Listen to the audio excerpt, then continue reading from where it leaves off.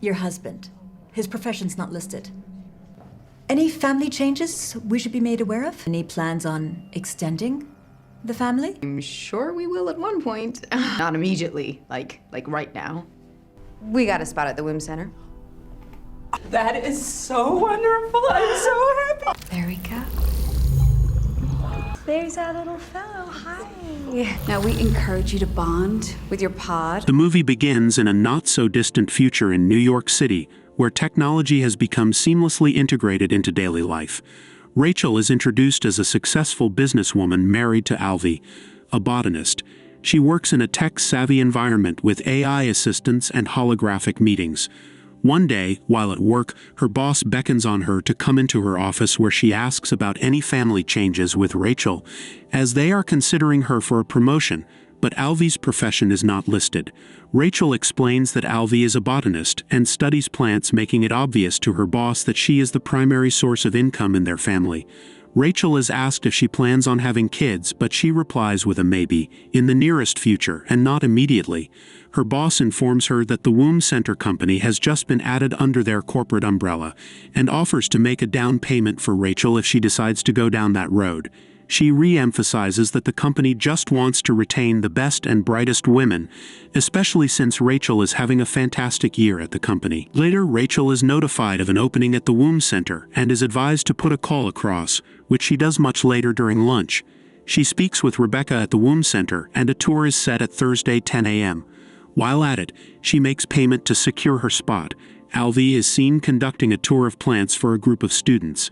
He loves plants, nature, and organic life, as he is more naturalist in his worldview, contrasting sharply with Rachel's tech-centric lifestyle. Meanwhile, Rachel notifies Alice, her work colleague, about her lucky spot at the Womb Center. Alice is excited for her and invites her over with Alvy, but Rachel reveals that Alvy is not aware that they were even waitlisted at the Womb Center and is equally unaware of the open spot. Rachel goes to see Eliza, her artificial intelligence therapist, who asks her why she didn't tell Alvy about the waitlist. Rachel replies that Alvy always has a level of resistance to these things because he wants a natural child instead. When Rachel returns from work, Alvy complains about the absence of a person who can teach people how to appreciate what nature has to offer to the world. Eventually, Rachel visits the Womb Center, where the founder is seen on TV speaking about the importance of the Womb Center in helping solve childbirth decline due to the fact that it is not made convenient for women. A short while later, Linda, the Womb Center director, comes in to welcome the couples to the tour. Linda takes the group to a different environment where an artificial egg is displayed embodying a fetus. Rachel learns about the pod system, where the baby is housed, and how it works. The visuals of sleek, futuristic womb emphasize the stark contrast between natural and artificial birth. Rachel asks Linda if the babies can hear the world around them, and she replies in the affirmative, encouraging them to speak to their pods. Later, Linda gives Rachel her bill for the company to make a down payment for the pod. Getting home that night, Alvy is shocked at the $8,700 debit, which Rachel admits to have made the payment as a deposit at the Womb Center for a pod.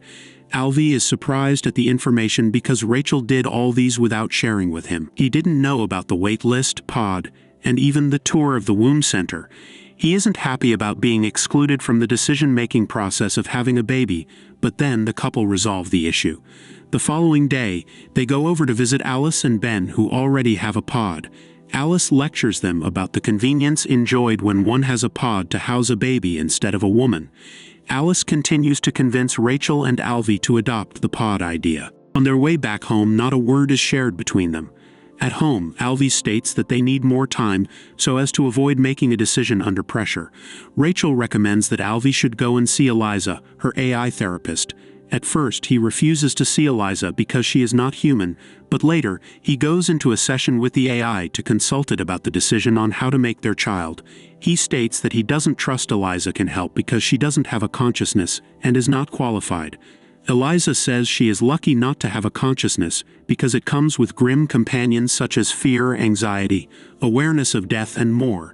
Alvy gets bored of talking to Eliza and leaves the session.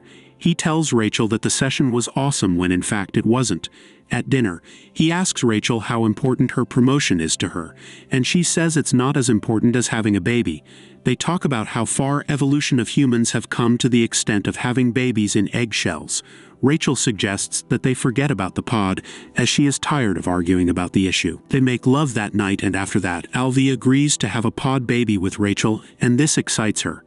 They visit the womb center, and Linda asks if they want a boy or a girl. Then Rachel says they'll let nature decide.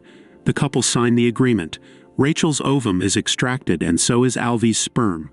Both are observed on a large display until one of the sperm successfully fertilizes the ovum. They are excited about this. A while later, the zygote is brought before them. Alvy and Rachel are on a video call with Rachel's parents, who are happy for their pod baby initiative. Rachel is excited about the pod baby. She asks if she can have a peek at the baby, but the affable nurse explains that it's too early, as the embryo is kept in darkness the first 7 weeks of gestation until the first heartbeat is audible. Rachel dreams about where she gives birth to an egg instead of a baby. She pays a visit to Eliza and explains the dream to her.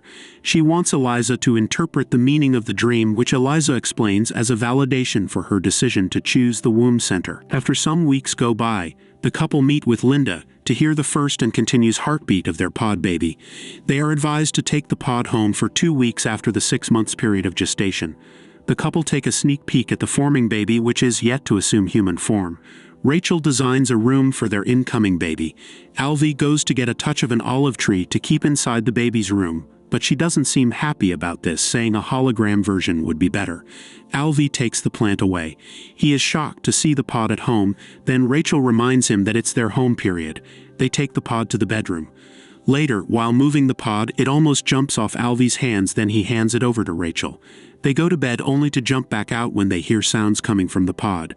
They contemplate about the baby being hungry. Alvy and Rachel go on a tour at the womb center alongside other expectant couples. Being led by Linda, Alvy and a few others ask questions about the pod baby initiative. Alvy begins an experiment in his lab, planning to grow plants in a natural environment as a contrast to the artificial world around him.